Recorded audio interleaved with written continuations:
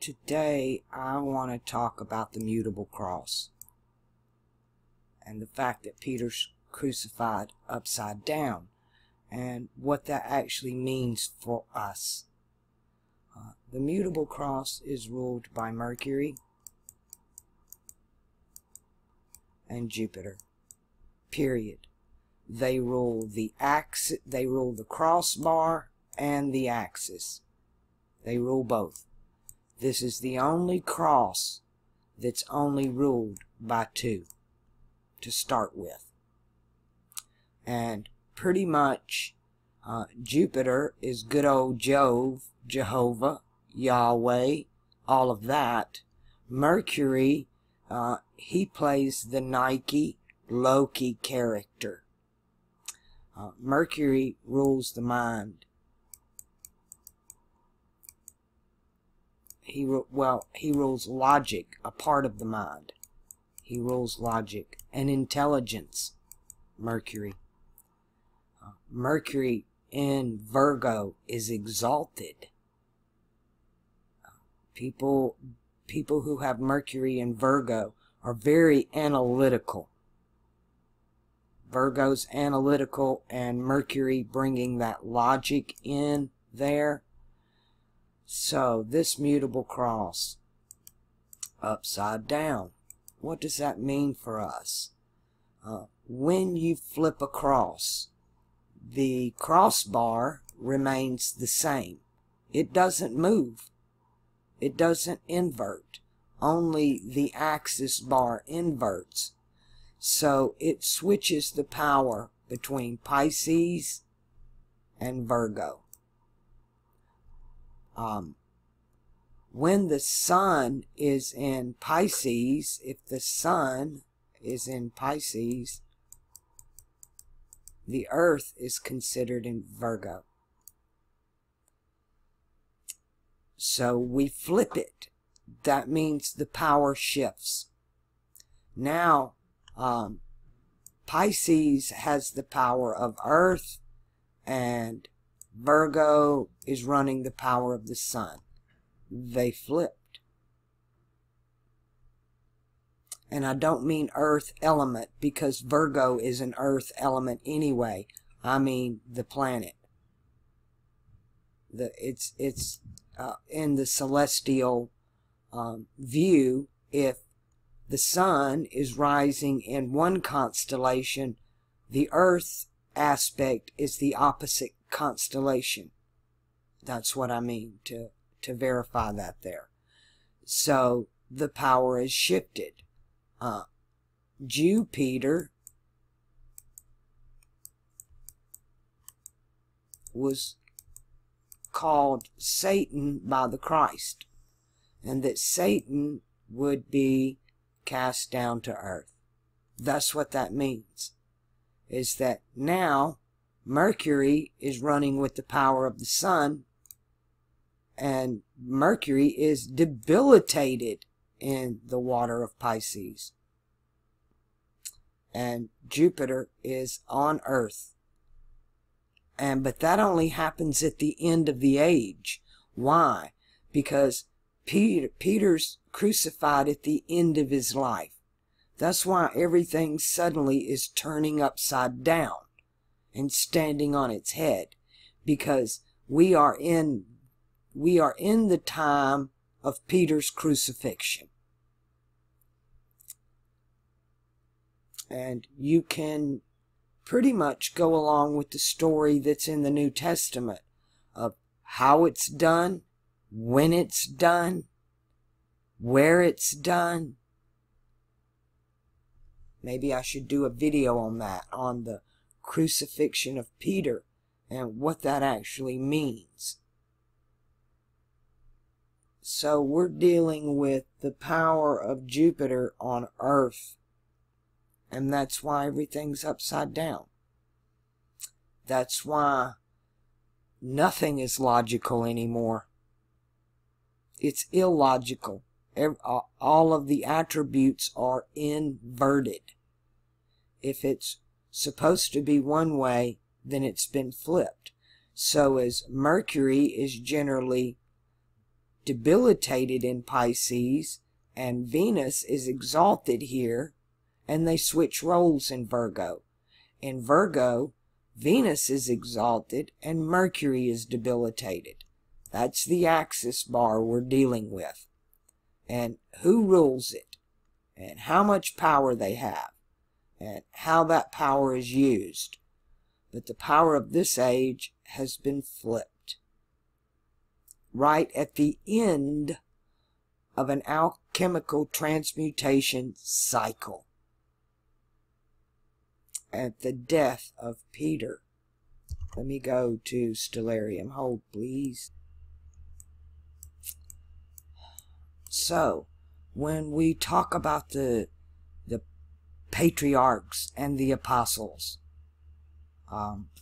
you're talking about the constellations or the houses of the zodiac. And Pisces belongs to Peter. This is Peter's age. And Peter was not always a bad guy. Peter was a fisherman for the most of his life, till he started following Christ. And then at one point, toward the end of the life of Christ, Peter switches roles. And we're given a phrase like, and Satan entered into him. The Spirit entered into him. And he's crucified upside down. And we see that. We really see that in history. That Peter's life literally is the entire age of Pisces laid out for us. The who, what, where, when, why, and how of it all. And at the very end of the age, where we're at now, those last few degrees, woe unto all of us, because Satan has entered into Peter, and then Peter ends up repenting, but he's crucified upside down. And this age is ruled by the church. The voice of Jupiter on the church is the Vatican. It always has been. It was Jupiter rules Pisces and Sagittarius. So in Sagittarius, we know Jupiter as Zeus. All those stories are laid down for us by the messenger Mercury opposite Sagittarius in Gemini, the age of Gemini after the flood. We have what we call the Greek Empire, right here. And then the Egyptian Empire in Taurus, in Africa. You have the Greeks and India. Gemini is actually represented by India more so than the Greeks. India is Gemini, but the Greeks are Sagittarius. And you look up on the cross. Our cross is upside down. We are supposed to be looking up to the Virgin, looking up to the other Mary, the woman with the alabaster box. But we're flipped. So we become the undefended one, and now we have to look up to Jupiter, Pisces, in a power structure frame. If you can see it, understand what I'm saying and seeing like that. On this same cross is Gemini and Sagittarius, both ruled by Mercury and Jupiter. Jupiter is Poseidon in the water. That's not Neptune. In alchemy, Jupiter is Poseidon and Zeus. Zeus in fire, Poseidon in water. Jupiter, Mars, and the Sun rule all fire. Jupiter, Mars, and the Moon rule all water. To where Mercury, Venus, and Saturn rule all air or heaven and earth. So, when you do the Mogan David, the hexagram, the six-pointed star, that is the mutable cross. That's fire and water. It's this age that we're dealing with. And you're dealing with Mars, Jupiter, the Sun, and the Moon. Those are the dominant powers of the current age that we're in. But that's going to change. Everything's going to become pneumatic. We're in automatic right now. We're in the programmed age of groupthink. So everything is just automatic. You're programmed to automatically regurgitate what you're taught. But we get a pneumatic from the Greek, the PNEU, for the next age. And we will have heaven on earth. And Mercury, Jupiter and Mercury have no part in the fixed or the cardinal cross. They have no part in the next 2 ages. None. So when we talk about a change, the biggest change that happens right now in our time at the end of the age of Pisces. And you can double that change because this cross is upside down. It's like a plane landing backwards. And you know that's going to be a mess, right? It's not going to be pretty. But Peter demanded to be crucified upside down because he was not worthy.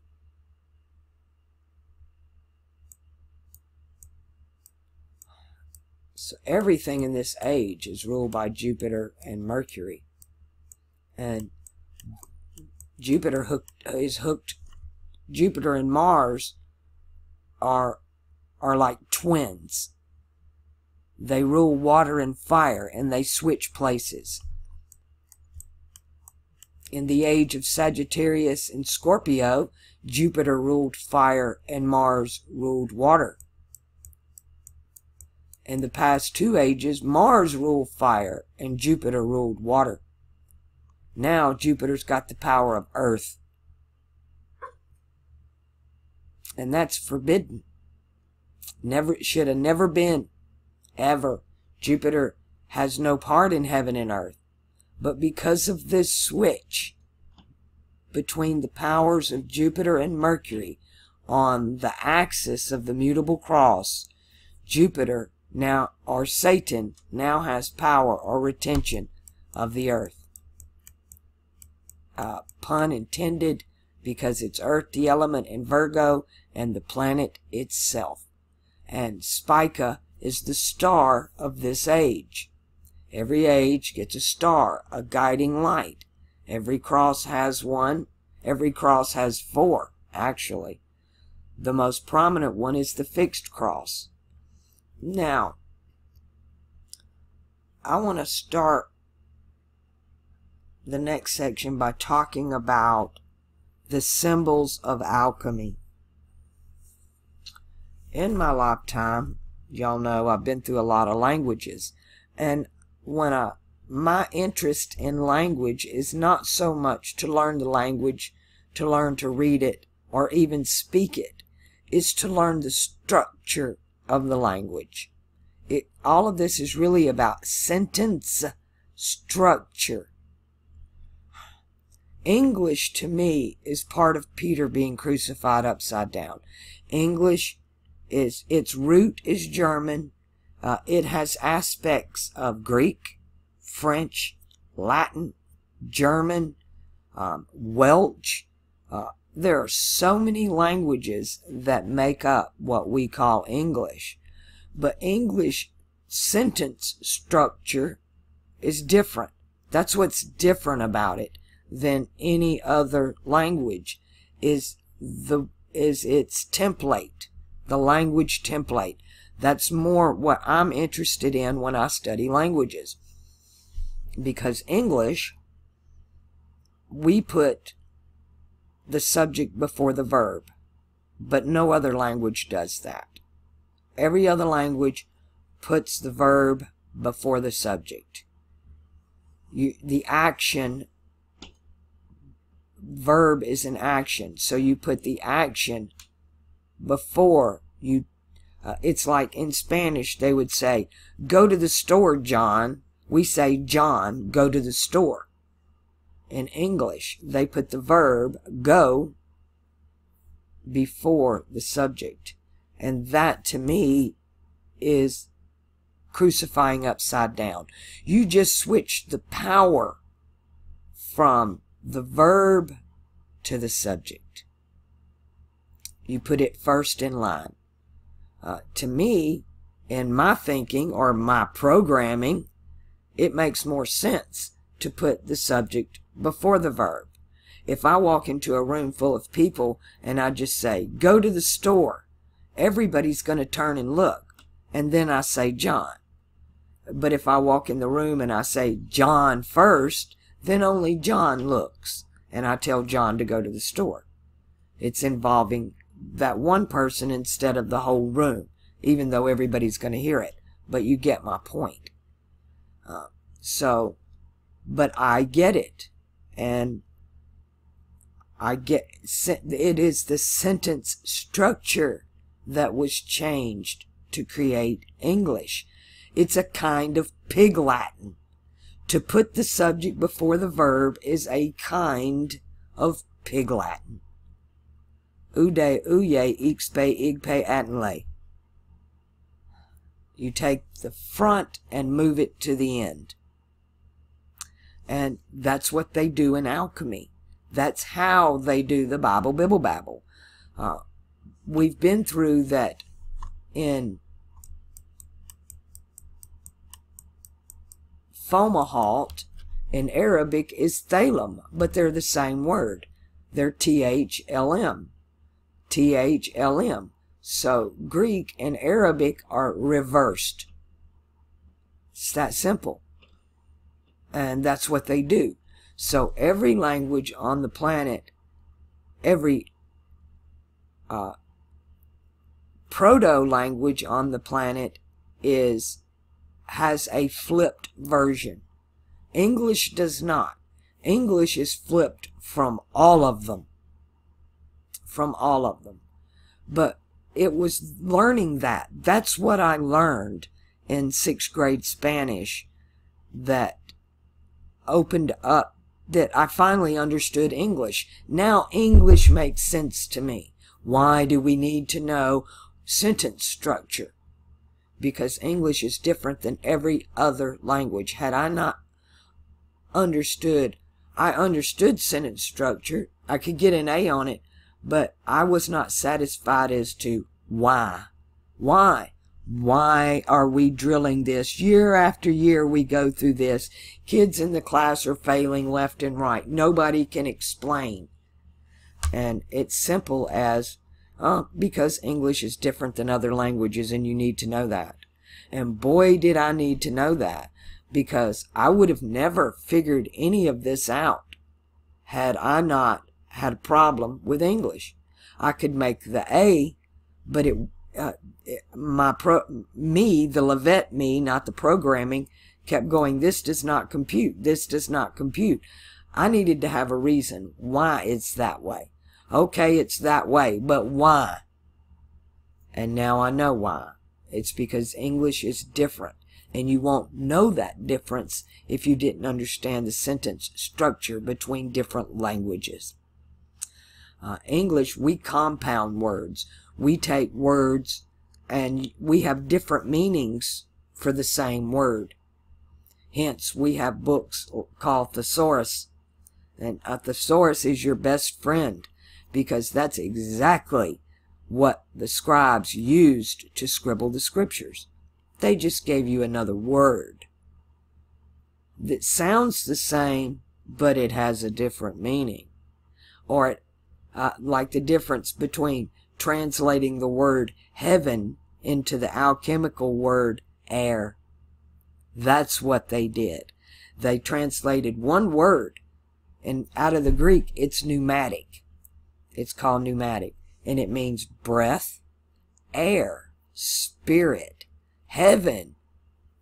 They even get words like cloud from that word. It's a root word. And it has a verb attached to it. Pneumatic is a compound word because the word matic is the verb part of the word. Didn't expect an English lesson. I need to stop and get a drink. Okay, now I want to shift from where we're at on the upside down mutable cross to the fixed cross. The New Testament is a book that tells you how to survive the age of Pisces, but its hope is in the age of Aquarius. And I guess what comes to my mind is the little drummer boy, because you have the three wise men and they're following the star. Right? The three wise men, we know, refers to the stars of Orion. In the New Testament, we don't have the Egyptian tale. We have a different tale. Same template. So the three wise men are following the star of the Jews, of Judah, actually. But it's referred to as the star of the Hebrew people, but it's the star of the Jews. So Taurus is on the fixed cross. Orion is part of Taurus, and it's on the fixed cross. So they're on that path, and they're following Fomalhaut.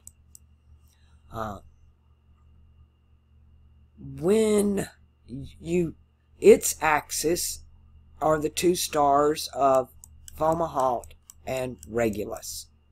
And it's not flipped. That's not where this is going. But understanding when the sun is in Aquarius, the earth is in Leo. That's what we need to understand about how the energies work. So the earth, or our time, will be in the time of Leo. So, and that is the tribe of Judah. So the wise men also on the fixed cross. So the wise men on the fixed cross are following the star of the Judah people, and they're looking up to Fomalhaut, be the lamb, Bethlehem, the star of Bethlehem, the star of be the lamb. We've been through this. Fomalhaut is be the lamb, Bethlehem, Thalem. It means master, rabbi, teacher, instructor, educator, but alchemy, it's master. But you can go through this thesaurus and put just about any word there. So when you really want to understand words, and you really want to break the Bible, Bibble Babble, you literally have to go through it word by word, find its root, and then get into the thesaurus and what other words were used. And even digging into ancient Arabic and Greek tongues to do that. The main thing in alchemy is to take no oath. And the oath are the vowels to L. So no vowels. You throw out the vowels and you have THLM with the of, which translates to the B. The B and the F are the same. So be the lamb or of the lamb. Now the funny thing about the word itself is ML is the word for king in Hebrew. And TH is Saturn. So its root, THML, and it's pointing, hold on. Thalem is THLM, and it's reversed. It'll be, it's pointing in. Thalem is a compound word. It's two words, not one. And so it could also say the king. And in Arabic, this is the king. All of the stars in Aquarius are, let's do it in the Arabic.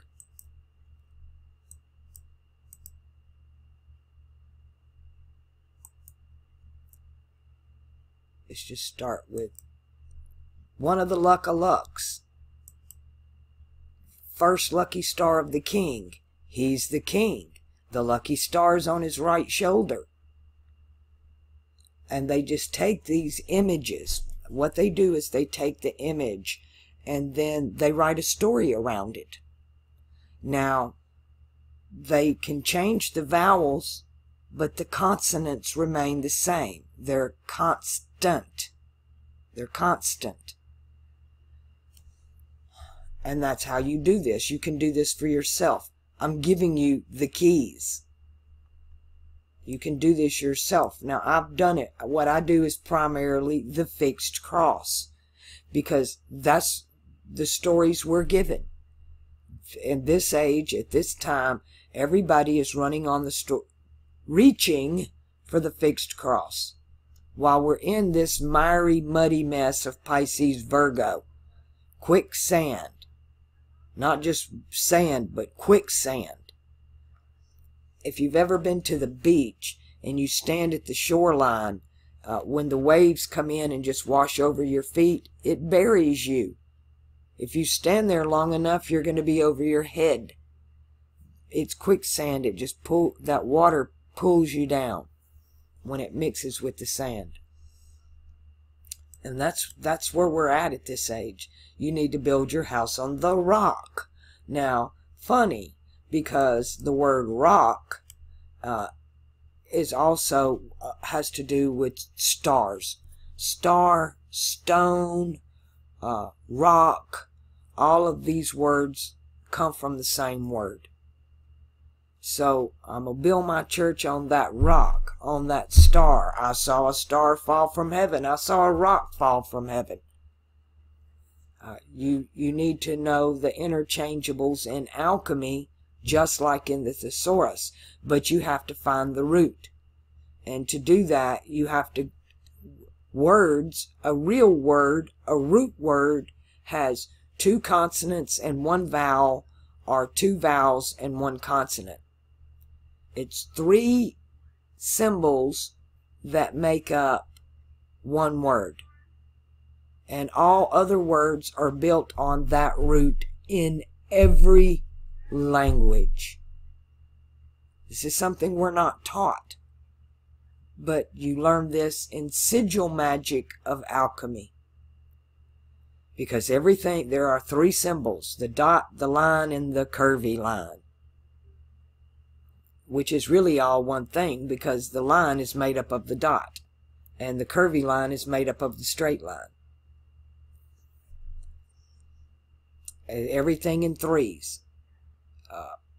Mutable, fixed, and cardinal.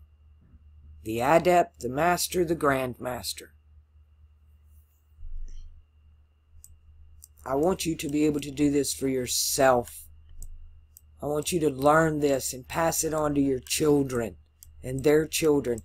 It's going to happen anyway, because that's what the next age is about. Aquarius is about alchemy and astrology, which is exactly what I'm giving you here. And they are one. We've talked about that. Science and religion are just flipped names for alchemy, science, and they call it astrotheology. It's not a religion. It's a science. Alchemy is a scientific process.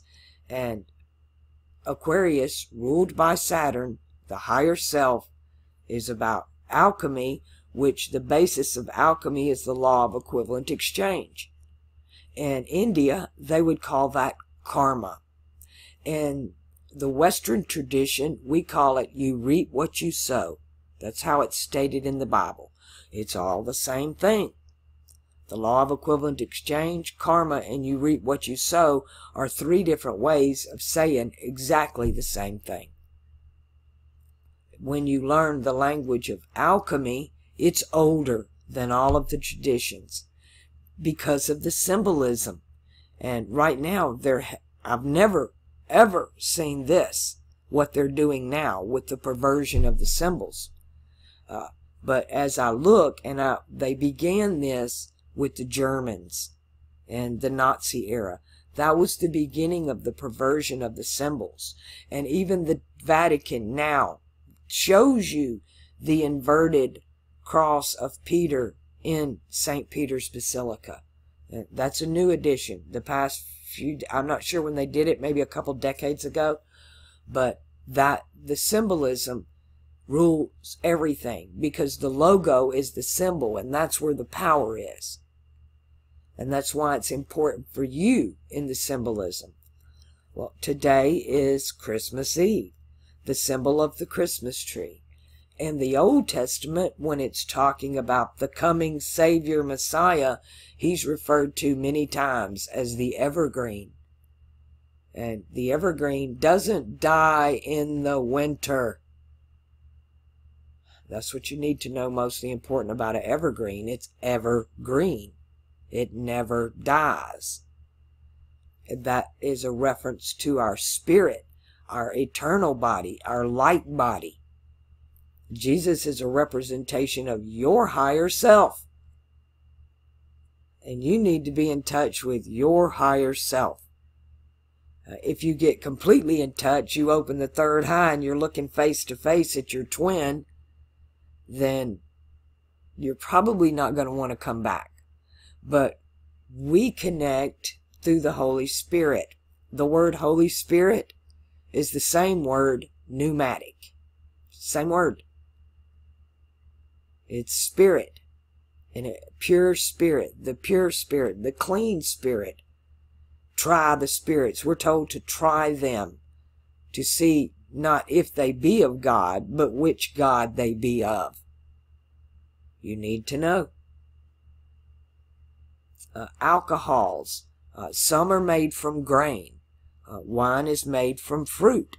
So the ones of the grain are the God of grain, the God that bringeth forth the bread of the earth. And the fruit. Think about what I'm telling you here. And I know it's hard to get over some of these hurdles, because of, especially of those of you who've come out of the church.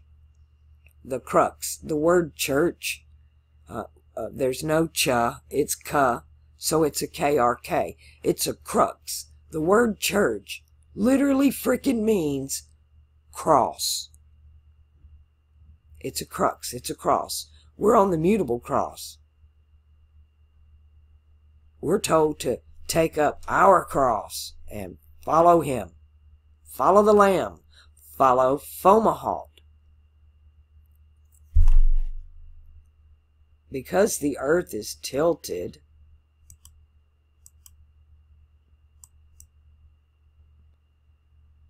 take these away. Let me start with the cardinal points. Today, Fomalhaut is in the east. From my perspective, in the northern hemisphere on Pacific Coast time. You need to know. It's the same stars tell a different story depending on where you're at and when you are. And there's so many different legends from all the different cultures, but the one thing that's the same about them all are four little symbols of earth, water, air, and fire. And today we celebrate the winter solstice in fire of Sagittarius. That's not going to happen much longer.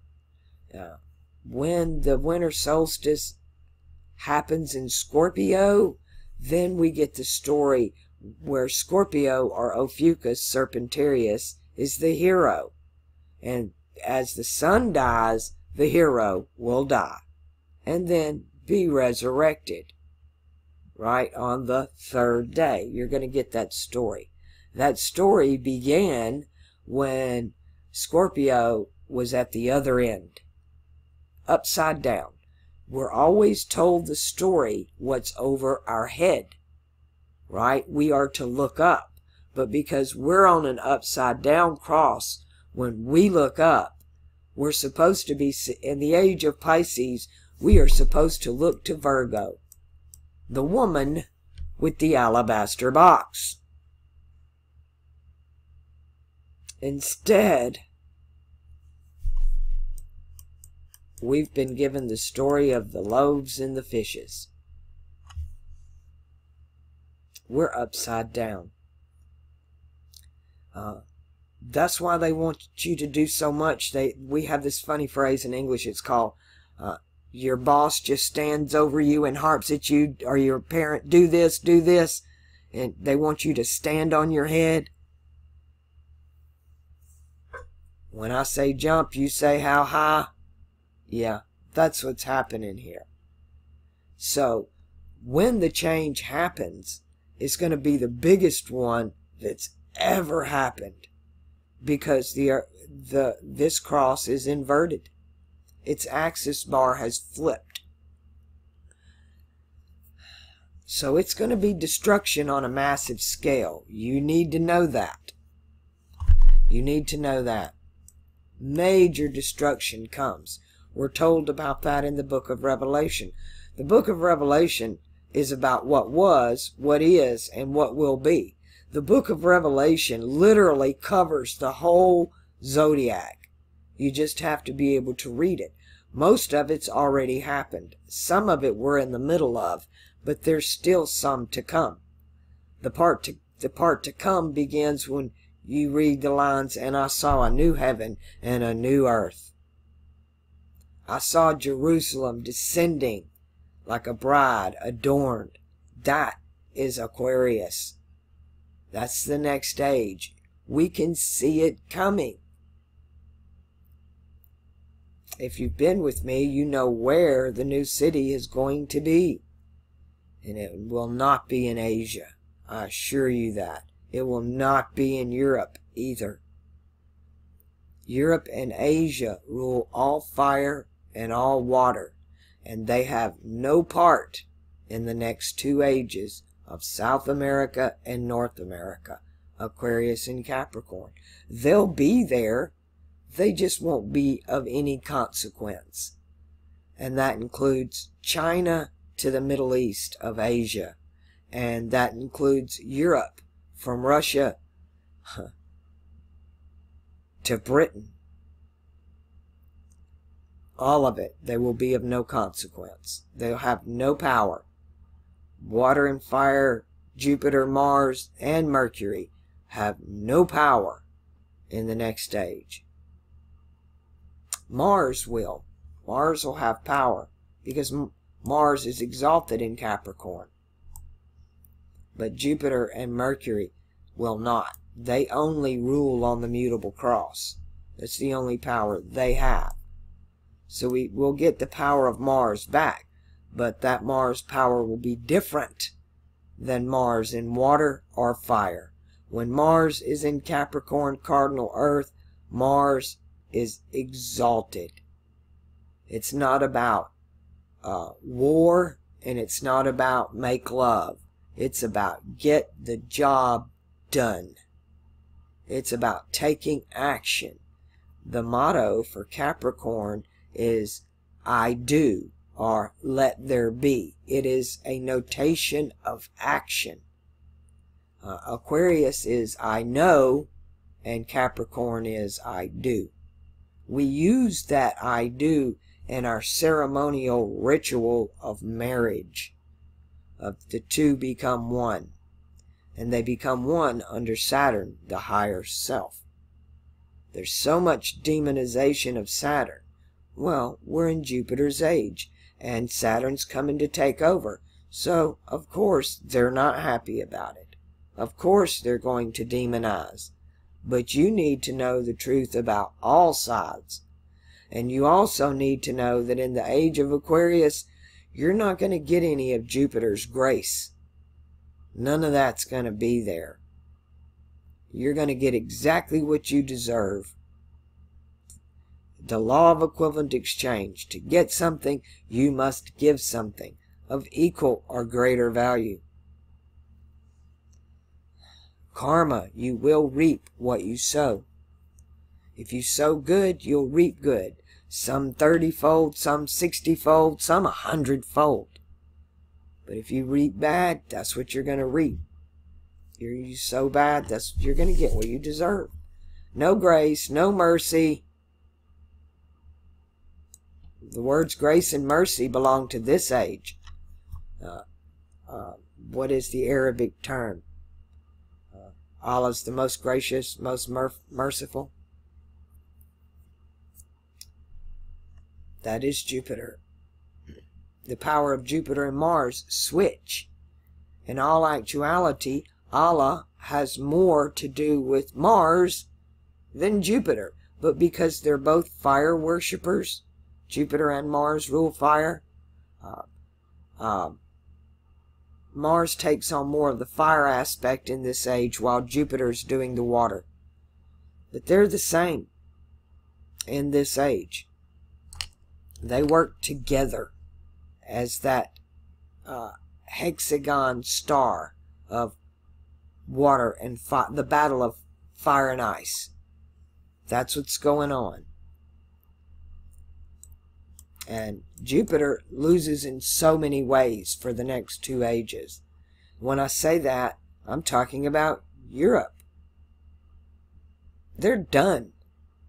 They've had their turn on the wheel 4 times in 4 different ages of Sagittarius, Virgo, Gemini, and Pisces. That Jupiter's either had power above or power below.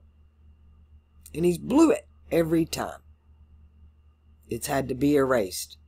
At the end of the age, it don't work. The coming age of Aquarius is the only age that will have no end. It's called world without end, or age without end, because it goes right into the next age. It doesn't. The Aquarius will not be destroyed. It will merge and be one with Capricorn, and they will be 2 ages. And then we have the final destruction, where time is no more, and the wheel is taken away.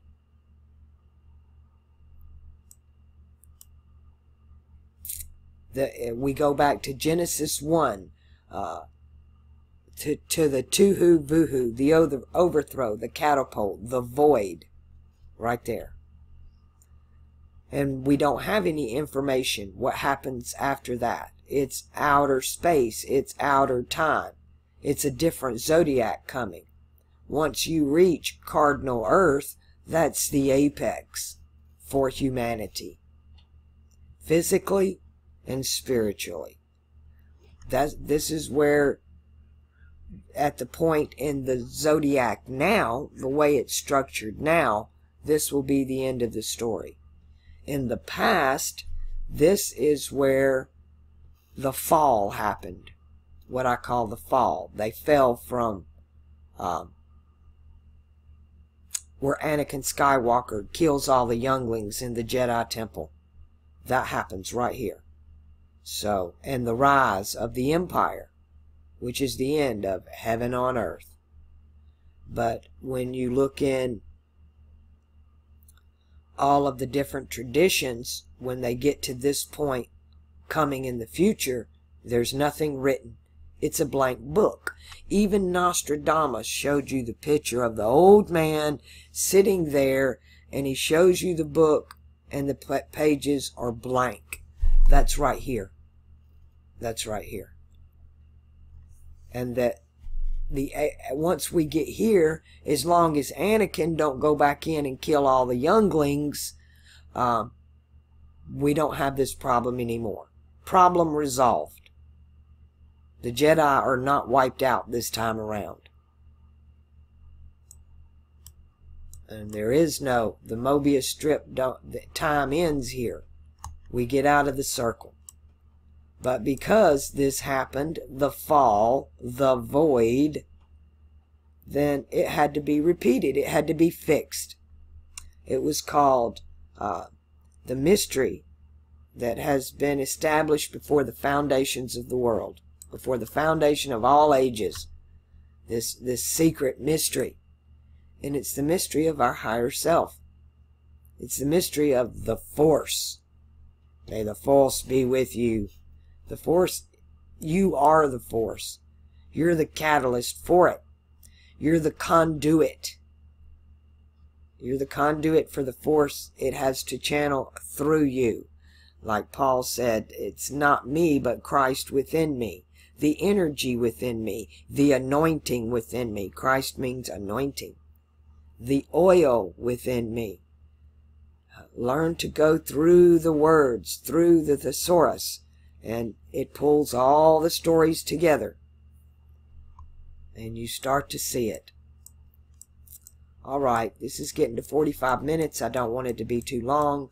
I just wanted to get you a gist of where we're at. And here, hold on, in a few hours we're headed to a Saturn-Jupiter conjunction. Jupiter is currently combust of the Sun. You're going to get an eclipse on Christmas Day. At night, you're going to get an eclipse where Jupiter is combust of the Sun, which means he doesn't have any power. Completely combust on the 27th, the Saturn-Jupiter conjunction. Sun-Jupiter conjunction. So Jupiter, our empire, is debilitated. And you notice how Congress is out right now, right? When we think of Congress, we think of government that should be ruled by Saturn. But in this age, it's ruled by Jupiter. Empire, the globalists. And they're out of the office right now. Mercury coming in for his combustion. No, that means no logic, no intelligence, not thinking through it. And here's the two boys fixing to come up, the ones who rule this age, for New Year's. On the 2nd, you have Jupiter-Mercury conjunct combust. Saturn also combust. And the Sun, the power of the Sun between Saturn and Jupiter. The Sun's going to be like a referee right here. Right now, he's shutting them both down. He's standing in the middle. But that's going to change, and then, literally, all hell breaks loose. You better buckle up for this year. Television is going to be awful. If you think Orange Man and Russia is all you've heard, it's nothing compared to what's coming. Because Mercury rules communication, and Jupiter rules empire, and they rule this age. It's their ball game, whether you like it or not. It's better to learn how to just survive it, to where you can actually live rather than just survive. But know your enemy. Know your enemy. Know your enemy within. I've learned that, damn, my worst enemy is myself. I make the worst decisions. I really do. I learn from them. I'm notorious that I'll follow my heart over my head every time. And I'll end up in quicksand. Venus in Capricorn, loving that. Oh, that's not today. Well, she's there now anyway. Let's go back to now. Mars finally moving into Scorpio.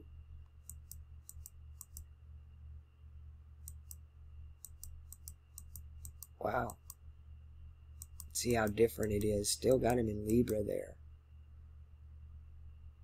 On the 7th. So much coming up this year. Leading up to the apex. And then leading up to the Saturn-Jupiter conjunction on the next solstice. So today, as the death of the Sun on the 21st is the saddest day of the year, today is the happiest day of the year, the 3rd day, when the Sun begins to move. So the Sun began to move just a smidgen in the sky today from its celestial standstill, from a northern hemisphere perspective. So the Sun is born today. Today is the day of celebration. that the sun moves, and we know we have another year. And it's happy.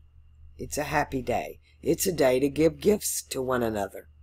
Wouldn't you say? The birth of the sun?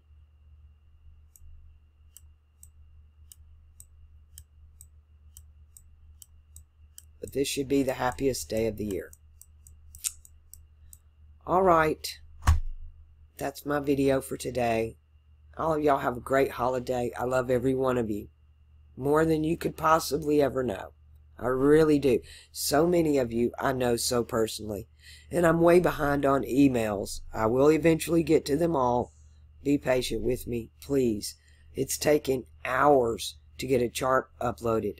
I was doing a chart I have been doing charts since the free Wi-Fi came on. And I have a download manager. So when I lose connection, which happens a lot, as long as I don't close my browser, YouTube will pick up right where I left off with my manager, and when it stops, I don't have to start over. It just pick up where it's left off.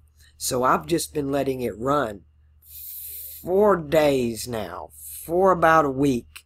I've just been letting it run day and night. And I woke up this morning and my computer was shut down. It had overheated. I don't know why I wasn't awake when it happened. Literally, I just got through taking it apart, cleaning it out. It's really dusty here. And it's only been like 6 months since I've done it. And it was way dirtier than I expected it to be inside that case. I have a tower. So I had to take it apart and clean it. And I did get me a cheap little laptop so I could do the Wi-Fi thing. But my tower is shut down on me. And it's running fine now, no problem. I cried at first because I thought I lost my hard drive. When I tried to turn it back on, it couldn't find anything to boot to, which means your hard drive's gone. But once I took it apart and cleaned everything and put it back together, told it how much I needed it and loved it, it just came right on like nothing ever happened. Didn't lose a bit of data. So that was a big gift for me today, because I thought, oh my goodness, I can't believe I woke up on Christmas Eve and my computer died. My hard drive's gone, which I have a pocket full of hard drives, but all my charts, they're on that drive. So I don't need that drive to go down. So I got really smart. And when I was going to the library to upload, I would put them on a stick, right? And just take my flash drive with me. So I now have a copy of all of them on a flash drive in case my hard drive really does start to go out. Because that is a warning sign. If your drive does that out of nowhere, then even though I've cleaned it up and it probably won't overheat anymore, which my computer, all computers are designed to shut your system down if it starts to overheat. Just shut it down, let it cool off. Alright. I'll drop another video with y'all. I'll try to keep up at least a video a week now that I do have some kind of connection back. But I do plan on moving right after the first of the year. I'm about 2/3 of my goal now. So if I'm really desperate to get out of here, so I might just try to find, I can afford now to move somewhere else in Las Vegas, but if I'm going to move out of state, I'm going to have to save more. But I am looking around, and if I find something that just gives Kelly more room, I'll be happy with. And I basically want that for her, and somewhere I can buy my own internet. I don't have to depend on a complex to do it. I'm looking for something independent to where I can just call the cable company, right? Alright, people, y'all have a great holidays. Be kind to one another. Be kind to yourself. Start with yourself. I used to tell my family, if mama ain't well, then nobody's well. That I need to take care of me.